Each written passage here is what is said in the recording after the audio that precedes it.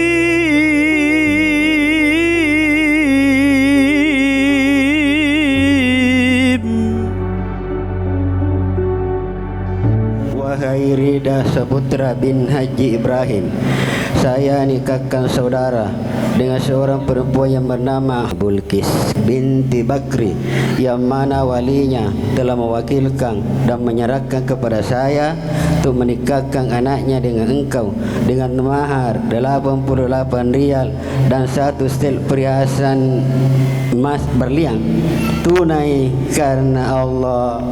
Saya terima nikahnya Bulkis binti Bakri dengan mahar 88 real dan 1 setel emas berlian dibayar tunai karena Allah. Sah. Alhamdulillahirabbil alamin. Assalamualaikum.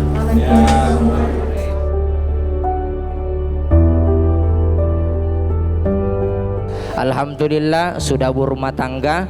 Ya, kata Nabi, barang siapa yang menyempurnakan separuh agamaku, maka ia termasuk golonganku.